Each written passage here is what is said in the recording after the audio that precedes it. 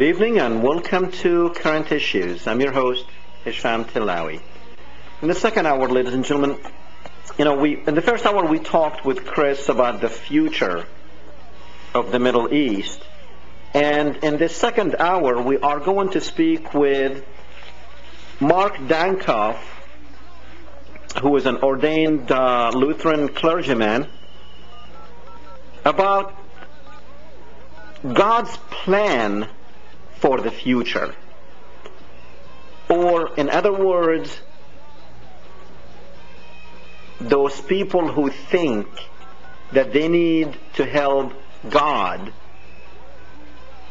in fixing up the future of the Middle East. Armageddon. You learned about it in the Bible. What is it?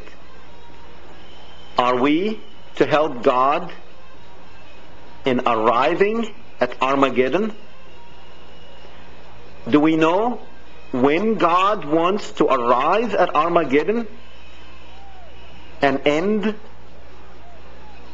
life as we know it on earth? Did He ask us for help? Does He need our help? Do we really understand what He means when He says the end of time? Lots of questions, I'm sure you asked yourself that. But there are people out there, ladies and gentlemen, who feel that they know what God wants, and they know that God wants them to help Him in arriving at Armageddon. Those people I'm speaking of are called Christian Zionists. Or in other words, sometimes they might be referred to as the Christian right, which, if you have watched this show, you heard me saying they are the Christian wrong. Now, this has nothing to do with Christianity, by the way. This is a purely political movement that started with an ideology of the rapture. We had Donald Wagner last week, and he explained to us where did this idea, where it began, and probably where it's going. Now the question is, does God really need our help in getting to the end of time? Before we go to Mark, though, I had came across, and again, how the media plays out different things just so you will have a particular idea about Muslims and Jews and other people. This is like a little clip. I'm not going to show the clip, but I'm going to show a picture of the little boy, the little Jewish boy. And what you are seeing there on the screen is a little Jewish boy who basically said, we killed Jesus and we are proud of it. We killed Jesus and we are proud of it. Now, I'm not here, of course he's a little teenager, but the thing is of how the media, and you probably need to go and see this video. It's very exciting in a way to see what's going on in Palestine. This is a settler who lives on Palestinian land,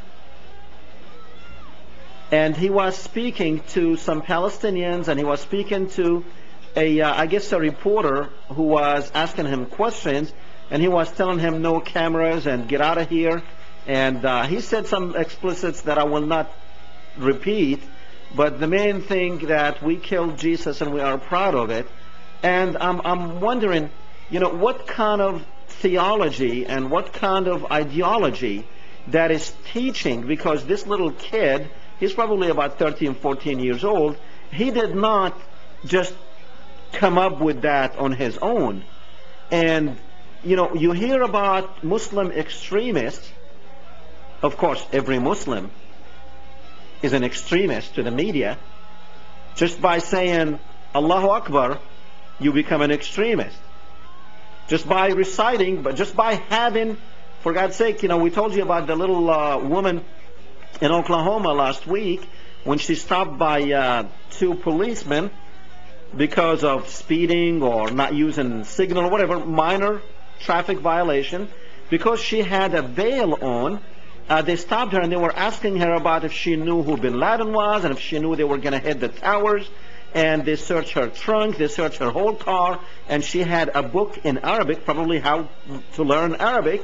And they flipped. They started asking, oh, look what we have here. It's like they found some, dangerous stuff. And so, I'm telling you this because the way the media have programmed you to look at Muslims, now every time you see a Muslim, it's like you freak out.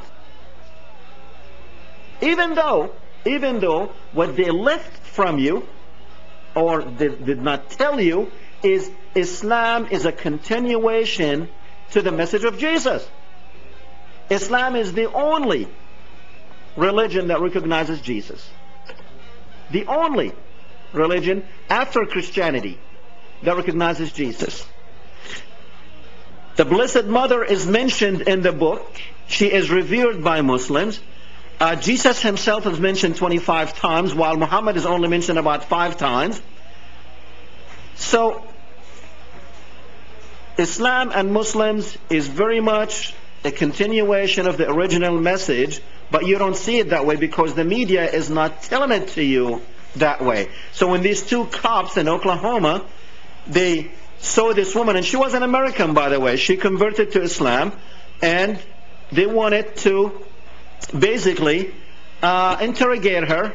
Now, thank God, the city, I mentioned this last week, but for those who did not hear the story, the city council met and they fired one of the policemen, and the other one is on unpaid leave until an investigation on his part of the deal. But now, then we have, this little kid saying, we killed Jesus and we are proud of it, and you don't hear anything about it. If this had been a Muslim who said something derogatory against Christianity or anything, you would hear about it. And you say, oh, you see, they want to kill us. Or they want to come over here and kill us. But no one talks about it. That's how the media is programming you to hate Muslims. And I told you about the cabbie story from New York. The guy returned 31 diamond rings. He probably could have been rich if he would have kept those rings, but he returned them. It was not covered in the media the way probably it should be, or it should have been. The only thing they said is his name. They did not say anything about him being a Muslim, even though he said in the interview that his religion prohibited him from taking the 31 diamond rings. And by the way, the lady, when she left the cab, she left him with 11 cents tip. But then she wrote him a check for $100 when he brought back the rings. Now, how many of you, and you need to dig deep down inside of you, and if you have to think about it, then you failed. How many of you would return the 31 diamond rings? Would you have kept them? That's a good question to ask yourself. But this man, if he would have stolen a loaf of bread, they would have said a Muslim stole a loaf of bread. Again, I'm making these points to tell you and to show you and to prove to you how the media plays with your mind. And I told you about the email, and I received a lot of emails from people, and this came from a friend who sent it to everybody, basically of how dangerous the Muslim people are, and they want to force us to convert. Now remember, we went over there. They didn't come over here. We went over there to Iraq. Now you want to say, well, they came over and 9/11. You know what? If I was you, I will be asking my congressman, we want an investigation of 9/11. We want to know exactly what happened. Why 9/11? It's a crime scene, for God's sake. The first thing they do is they clear out all the rubble, all the steel beams, and they send them to India and China. And they're probably making cars out of them now or something. The first thing you do is you secure a crime scene and you take evidence. We do need an investigation of 9/11 to see exactly what happened on 9/11. But my message to you, don't believe anything you hear. You owe it to yourself, to your children, to the country, to the future of the world, to go back and read and know more about Muslims and Islam. Muslims don't want to convert anyone. Muslims are ordered by their religion to respect Christianity and respect the message of Jesus. It's one of the pillars of faith in Islam. There's 5 pillars of faith, or 6, and one of them is to believe in God's books. And God's books are the Torah, the Bible, whatever scripts he sent to Moses and Abraham. That's what Muslims believe in. And we all go back to Abraham. So it's really, we should be able, these 3 religions should be able to make peace in the world. Now, Christians and Muslims have always lived together in peace and harmony. Jews have lived with Muslims in peace and harmony in Spain for 400 years. They actually thrived in Spain under Muslim rules. Don't you think it's about time that these 3 religions get together and have peace in the world? But if we keep raising our kids like that Jewish boy who said we killed Jesus and we're proud of it, if that extremism from those Jewish settlers who stole the land of the Palestinians and no one says anything about it, we will always have war. Okay, ladies and gentlemen, we believe we do have Mark Dankof. Mark Dankof is an ordained Lutheran clergyman and the voice of Mark Dankof's America on the Republic Broadcasting Network. Now, you can get the Republic Broadcasting Network at www.republicbroadcasting.org. It's an excellent source of information, ladies and gentlemen, what we call the alternate media. They have a lot of good programs on that particular radio station.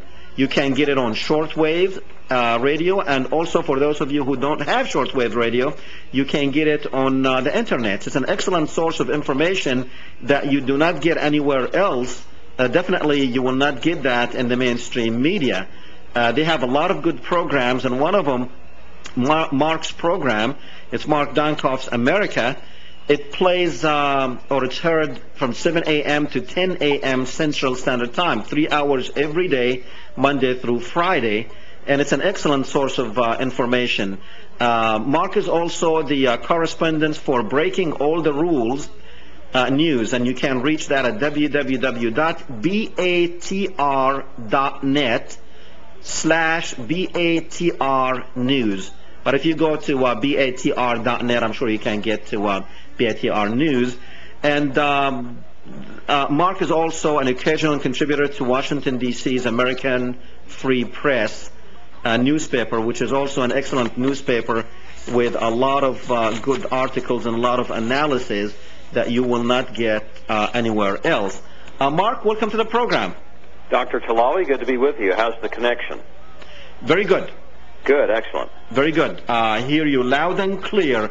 Mark, in the first hour I talked with Chris about the future of the Middle East, but now I want to talk to you about God's plan, or God's plan for the future of the Middle East. What is His plan? Do you know anything about it?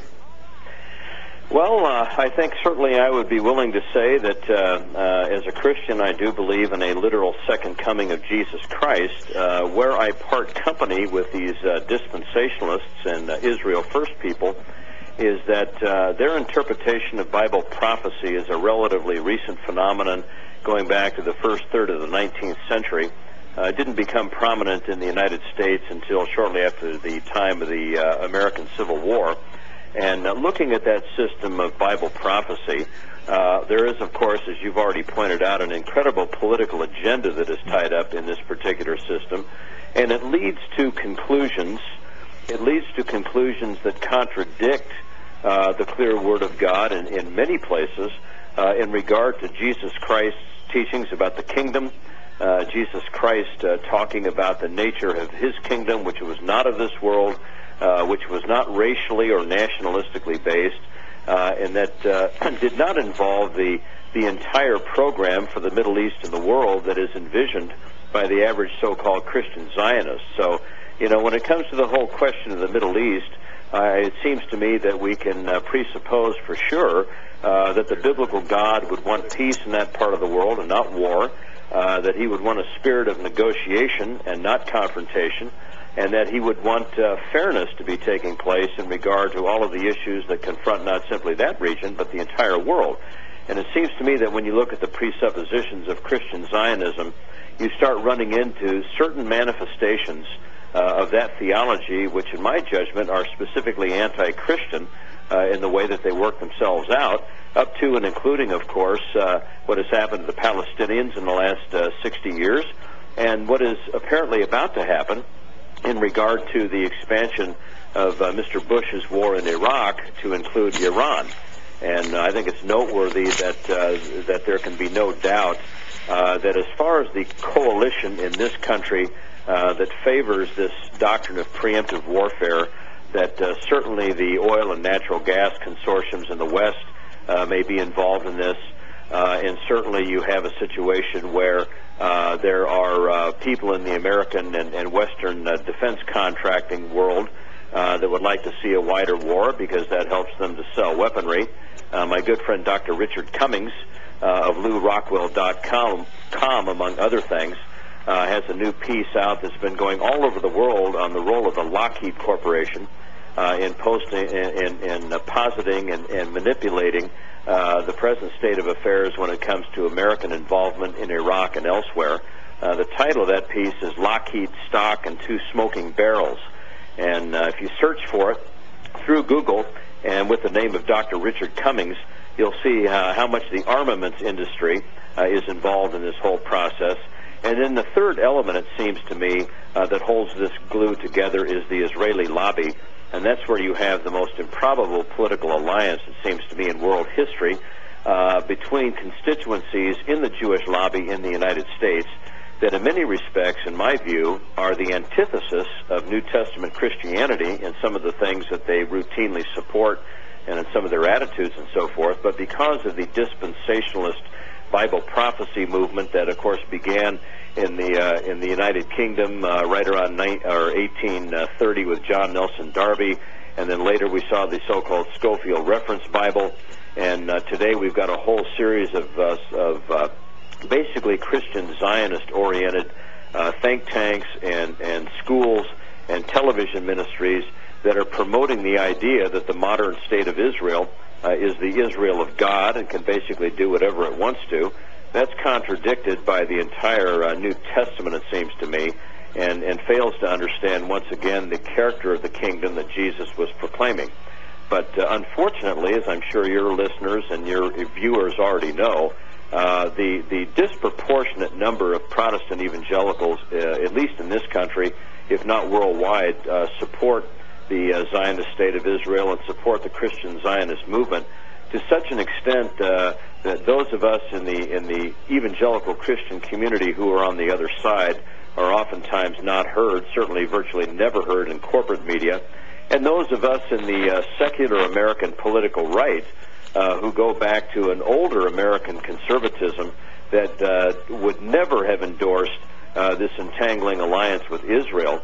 Those of us who are a part of that movement are trying to get the word out there by going around corporate media, and this is why I appear on shows like yours. It's why I'm involved with the Republic Broadcasting Network and Breaking All the Rules News, is that I and a handful of other people in conservative Christian circles and in the larger American right wing who do not support this stuff are trying to interject some semblance of sanity in this process before we find ourselves in a full-blown Third World War, which again gets back to something that you've already emphasized on your show tonight and what I've heard, and that is that the Christian Zionists are are not passive participants in a theory. They are acting out upon what they believe in a way which suggests or even underscores, as John Bassel Utley pointed out recently on my show, that these folks see themselves as active agents in hastening the return of Jesus Christ by provoking a global war. That to me is an absolutely insane point of view. It's contradicted by the entire spirit and letter of the New Testament. But this is what we're dealing with, and of course, because of the power of people like John Hagee of Cornerstone Church here in San Antonio, and Jerry Falwell and Pat Robertson, and the national religious broadcasters, and all of the other folks who, by and large, are almost unilaterally on the side of Israel in this Middle Eastern conflict, it's very difficult for those of us who are conservative Christians, Orthodox Christians, and who are American political conservatives and do not agree with any of this stuff to combat what's going on. But based on the current polls about the unpopularity of this war in Iraq when it comes to the American people, maybe that's an indication that there's some light at the end of the tunnel. We'll see. Okay.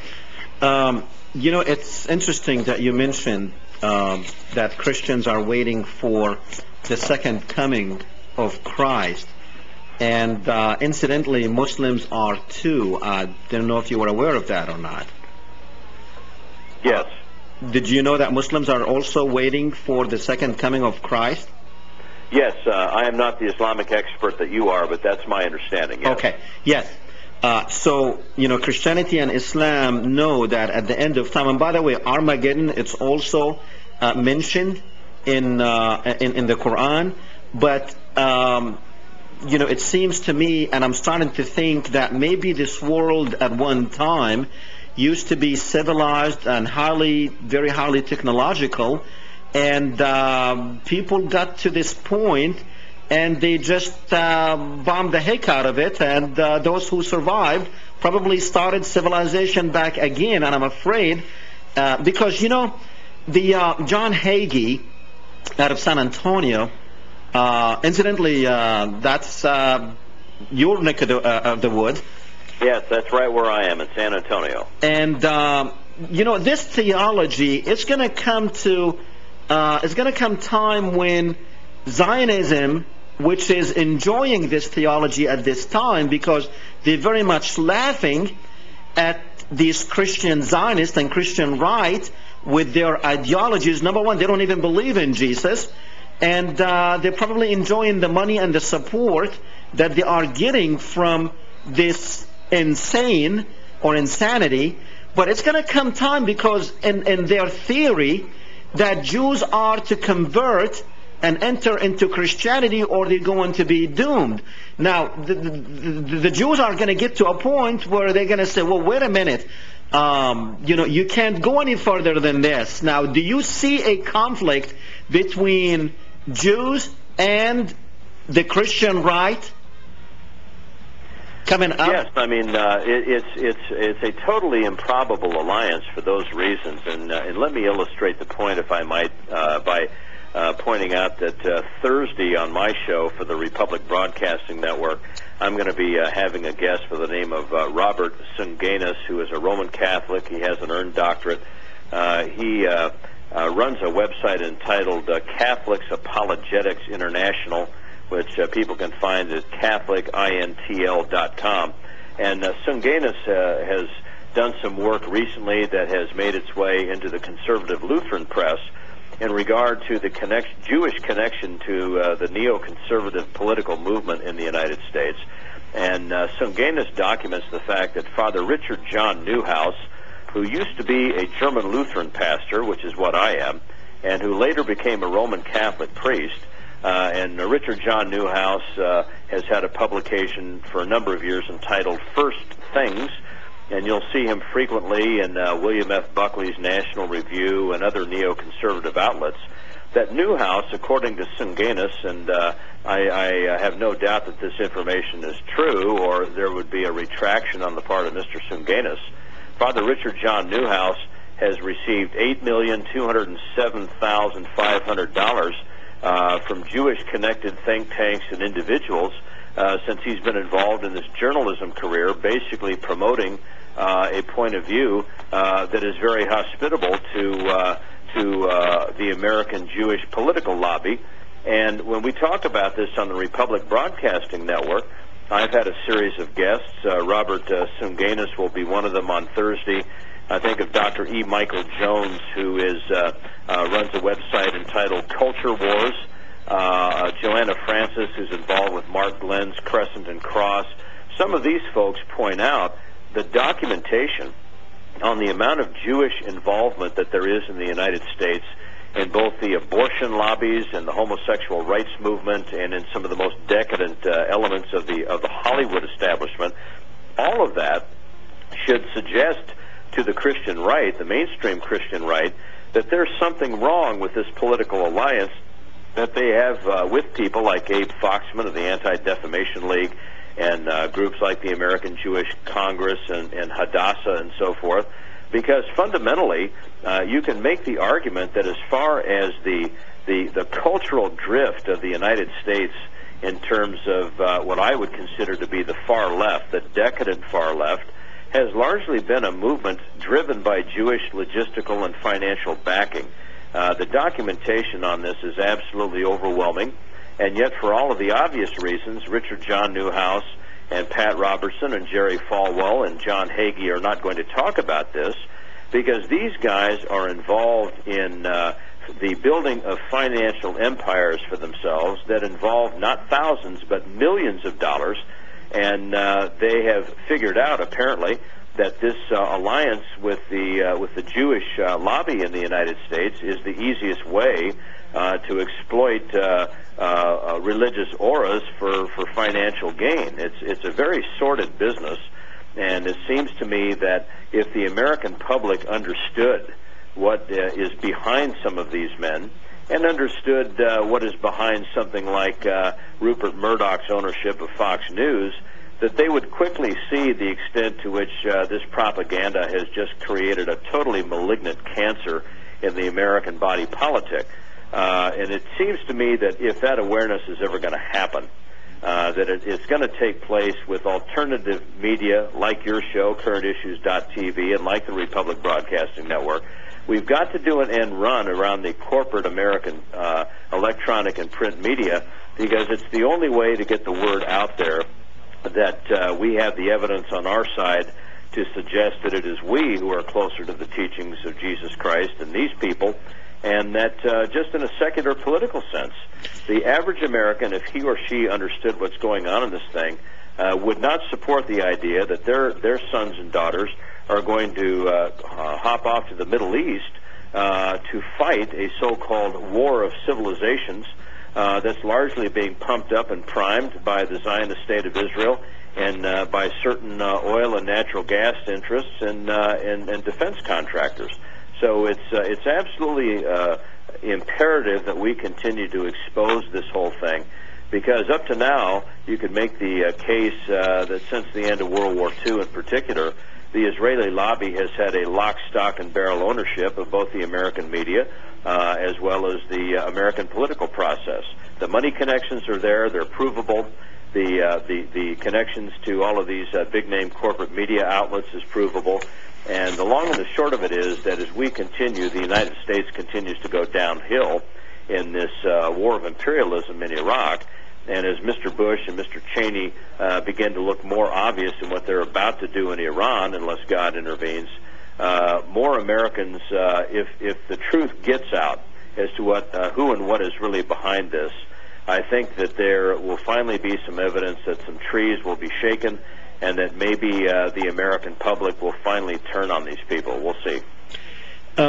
Now, just to kind of get back to the original idea, that it's going to have to come time between Zionism and Christian Zionism to butt heads, because there are two negatives, and they're coming closer and closer together. I mean, some bill's going to have to be due very soon, or maybe, I don't know how soon, but somebody's going to have to collect, and at that time, that's probably what's going to create Armageddon, because these people I mean, are these people really okay? Let's put the question in a different way.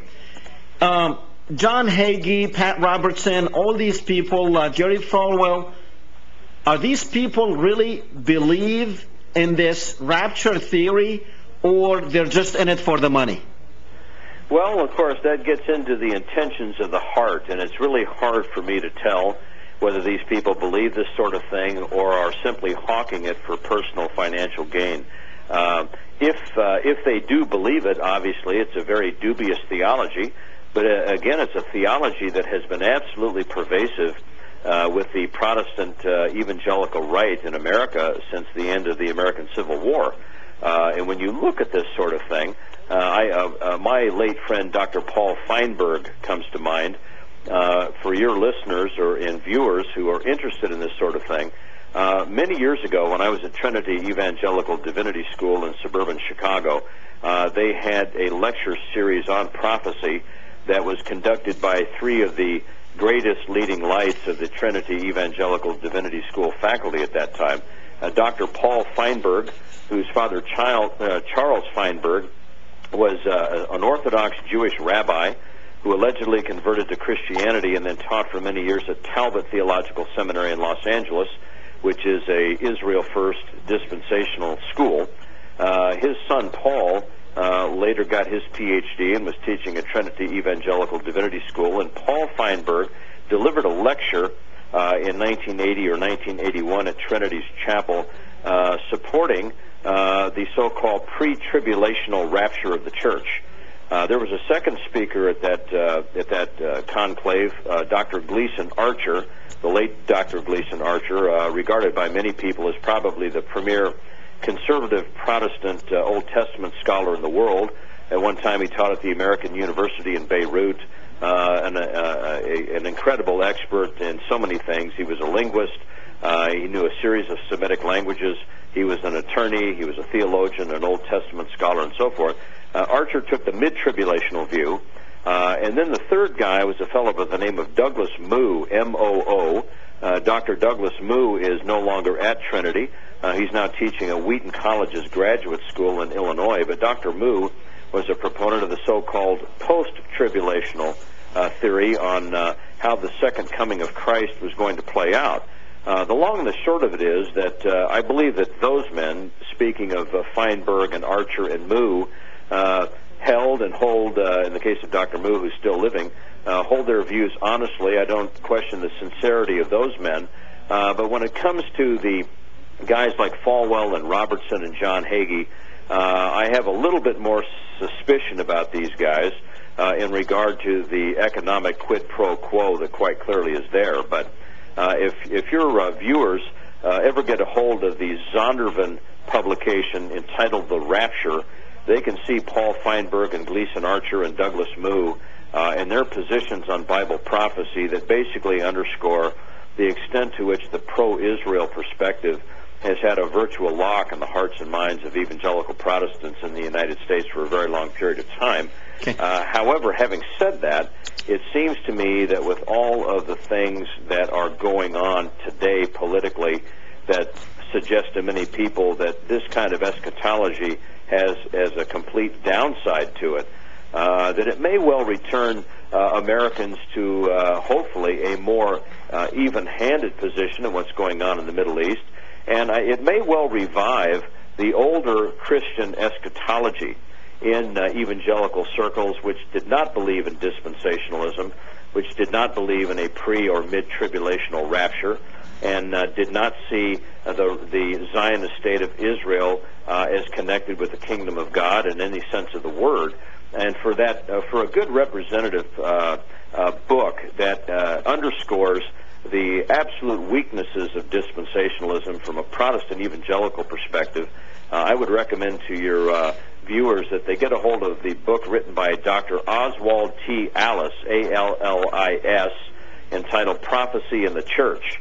This guy was a professor of Old Testament at Westminster Theological Seminary for many years after he left Princeton, and he had academic degrees from the University of Pennsylvania and Princeton and the University of Berlin.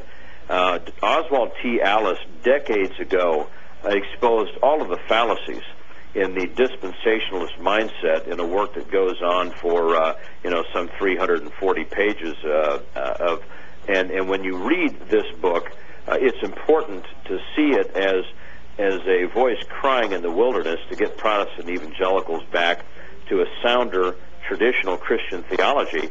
And Dr. Oswald T. Allis, I think, many, many decades ago, recognized that this Christian Zionist movement, this dispensationalist movement, was dangerous because it basically detracted from the teachings of Jesus Christ and was leading to certain understandings of nationalism and race and land and so forth that has had Protestant evangelicalism supporting politically some very, very atrocious things in the Middle East, of which the Palestinian situation is one example, and this war in Iraq is a second example, and the talk about preempting Iran with tactical nuclear weapons is yet a third.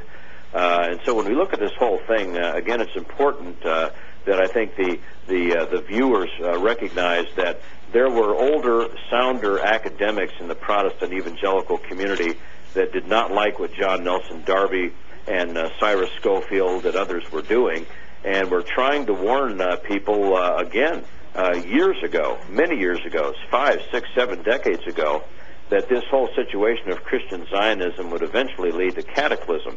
And here, many, many decades after Dr. Allis wrote his book, this is precisely where we are. And so there are at least a few more voices in the Christian community, I think, that are looking at this whole business and saying, Mark, hey, we got to watch this. Mark, tell me, you call yourself evangelical? Yes, and that, of course, that's good that you mention this, because that term means different things to different people. I am an Orthodox Lutheran pastor, and so these dispensationalists would automatically read me out of out of their definition of evangelical. I think, loosely speaking, we can speak of the term evangelical as good news, which is the proclamation of the kingdom of God according to the precepts of Jesus Christ. In that regard, I am an evangelical. I definitely am not an evangelical of the type that has come to be associated with Christian Zionism and with unswerving support for George W. Bush and unswerving support for a... That's the reason why I asked you, because I'm confused. They call themselves evangelists, and that's why I was confused about it. Yes, and that term evangelicalism, that's an excellent point, Dr. Tillawi, because that term means a lot of things to different people, and I think the dispensationalist, premillennial, pro-Zionist folks have so corrupted the use of that term that I would suspect in the Middle East, for example, if folks in that part of the world were to hear the term evangelicalism, it would probably equate in their minds with John Hagee and Jerry Falwell and Pat Robertson, and I think that that's a great tragedy. But it's an admission that whatever we think of dispensationalism, and I find it to be a horrific theology in its total implications, that they nonetheless have had a tremendous effectiveness in being politically and economically organized in this country and in Europe. And largely the money that they're getting from the Jewish community has had an awful lot to do with that, in my view, without question. Okay. Mark, stay with me. We're going to go to the phones. We have Tom on line 1. Go ahead, Tom. Yes, good evening, Mr. Tillawi and Mr. Dankof. This is Tom in California. Hi, Tom. I'd like to briefly quote the Pentagon Secretary Robert Gates in front of the Armed Services Committee, what he had to say about this. He said that we need a full range of military capabilities, quote, including ground combat forces to battle large armies and nimble special operations troops to scout out terrorist threats. Gates told the Armed Services Committee, quote, we don't know what's going to develop in places like Russia, China, North Korea, Iran, and elsewhere. I'd just like to get your gentleman's input on where our country is going with these mega powers, Russia, China, North Korea, and Iran. Thank you. Mark? You want me to take that one? Yeah, go ahead. Well, I think quite clearly what we see is a total transformation of the American political scene and the American political process from what we used to call the old republic to what we now call the American Empire. Friday on my show, I had Dr. Chalmers Johnson on, and if you're not familiar with him, he was in the 1960s, I think from 1968 to 1972, was a consultant to the Central Intelligence Agency in putting together these national intelligence estimates. And he's been in the last 30 years a professor at the University of California, San Diego.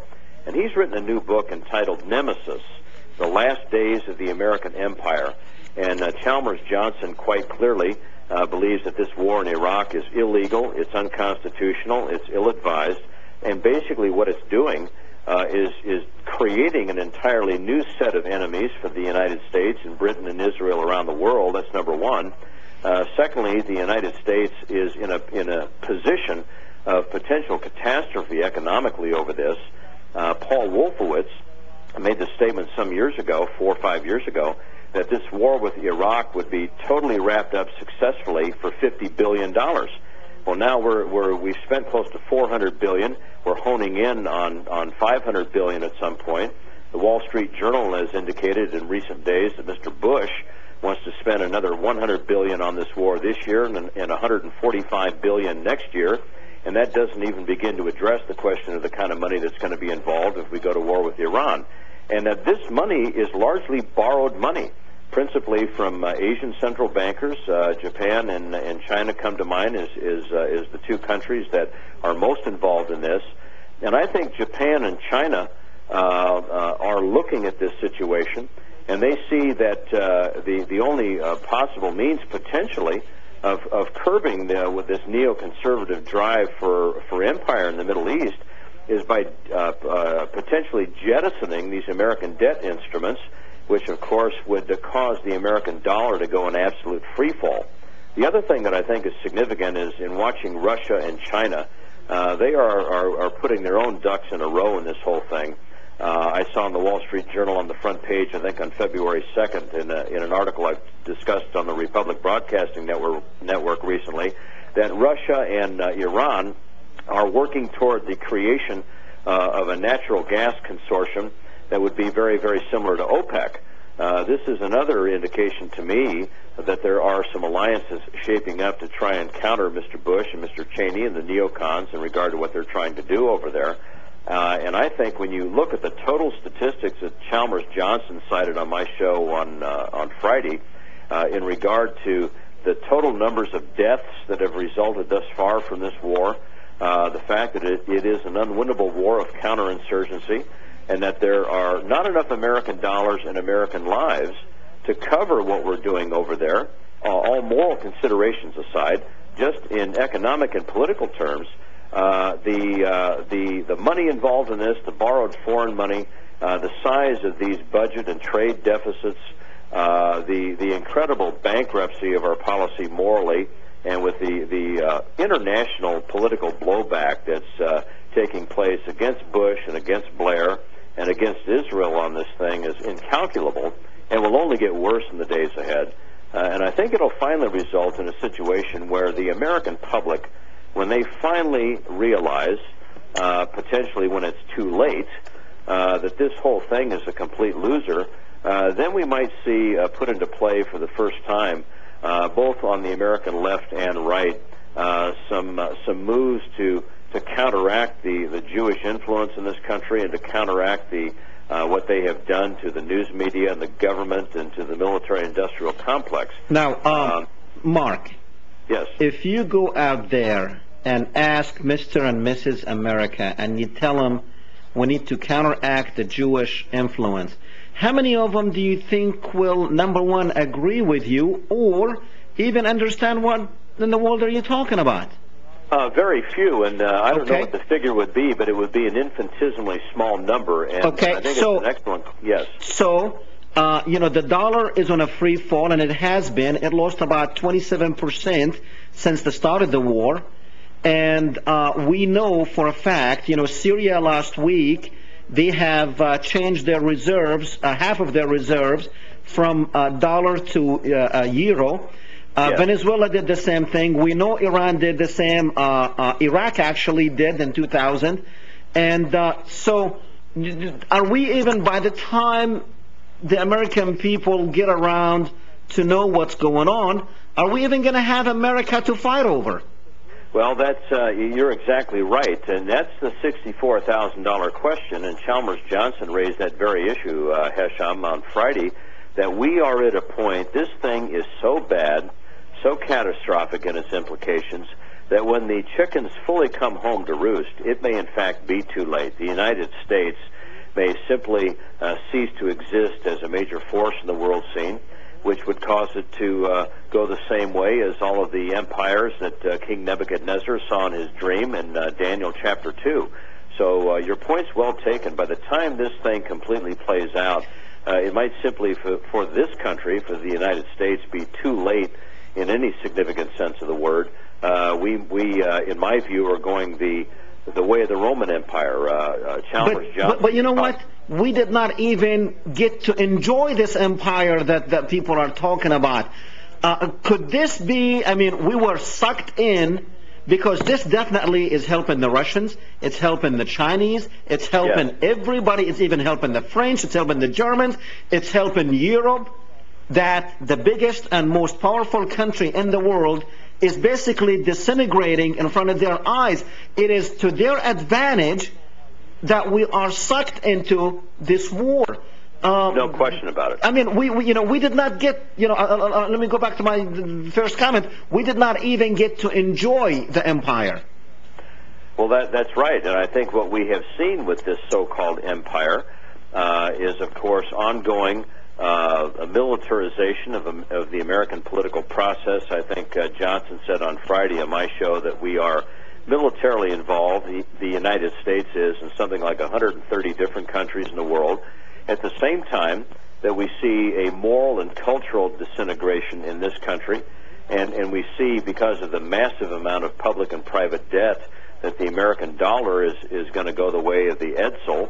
The other aspect of this whole business is that there is, in my view, taking place a complete destruction of the American middle class. That's part of that is the dollar.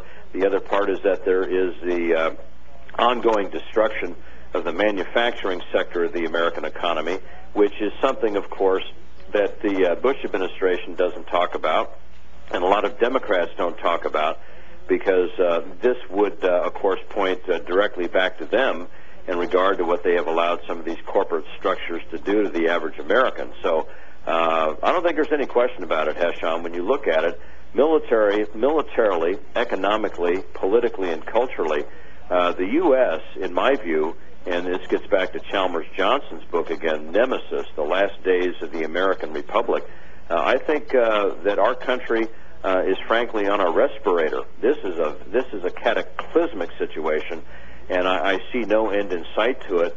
And this is certainly not the country that I remember when I was a young boy. And we're now in a brave new world with this whole thing. And we're seeing what I think is the twilight. I think the old American Republic is already dead. I think we're looking at the twilight of the American Empire. Okay.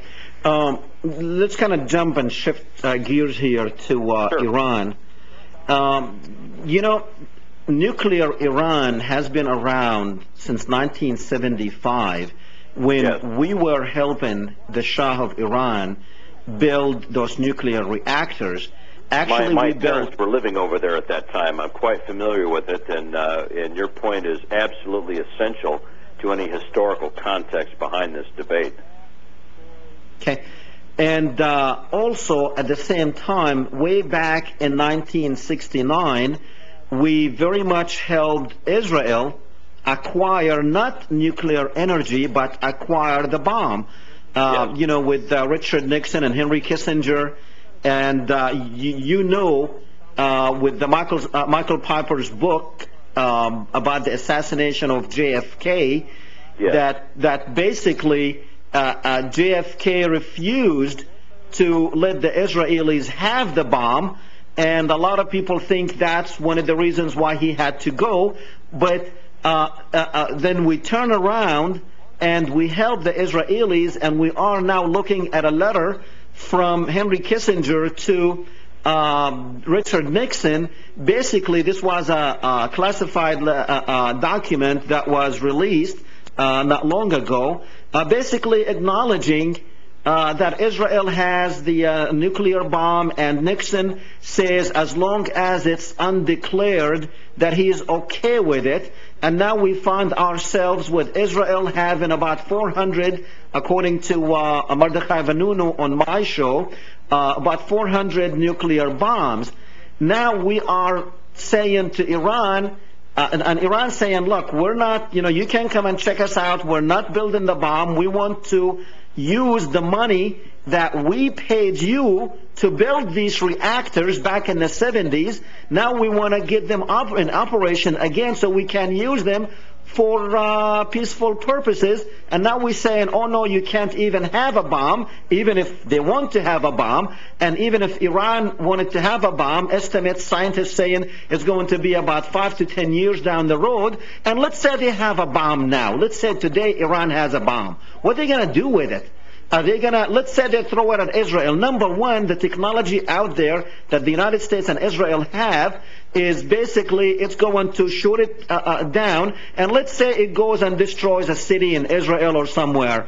What do you think is going to happen to Iran when Israel has 400 nuclear bombs and we have 10,000 nuclear bombs, and we are right there with our might, military might? So where is this confusion? Are we back to, scare the American public so they'll agree with us to go to war? Because remember what they did. They said, Saddam Hussein has weapons of mass destruction. He's going to come and kill us, etc., etc. We have to go and take him out. Are we seeing a repeat of the same game? I don't think there's any question about it. The parallel between what's going on right now and what happened in the run-up to the American invasion of Iraq in March of 2003 is absolutely striking. And this is what I think is happening in this circumstance, without question. And the great irony, and you've already chronicled the whole thing beautifully for your viewers, is that the biological, chemical, and nuclear military power in that region is unquestioningly Israel. And Israel is a non-signatory to the Non-Proliferation Treaty. Iran, it is noteworthy, is a signatory to that Non-Proliferation Treaty. That status gives Iran the legal right to enrich uranium and to have these nuclear plants, and so that has to be emphasized. And then when you look at the situation with Israel, and Michael Collins Piper's book, Final Judgment, which you've mentioned, I have a review of that book at markdankof.com, where I basically say that I believe Piper is absolutely correct in everything that he says on this subject. We've got a situation where, in our policy on this whole thing, Israel is obviously exempt in the mindset of the American political elite for many of the standards that are being applied to Iran in this situation and to other countries for that matter. And that the great irony is... Mark, unfortunately, we are coming to the end of the show, but very quickly, the old saying, fool me once, shame on you, fool me twice, shame on me, which, President Bush couldn't even say that. He said you couldn't fool the fool twice, but apparently he's right. You can fool the fool twice, because they're thinking we fooled the American people once and we can fool them again. Particularly as we come to the end of the show, in this whole area of false flag incidents. The Spanish-American War was started with a false flag incident. The USS Maine was not attacked by Spain, as the Hearst media empire said that it was. That ignited the Spanish-American War in the late 19th century. Robert Stinnett's book, Day of Deceit, The Truth About FDR and Pearl Harbor, chronicles everything that Roosevelt did to provoke what happened on December the 7th, 1941, and to enter this country into World War II. We're seeing again, I think, another issue with this today. They'll use a false flag incident to We're going to have This Week in History.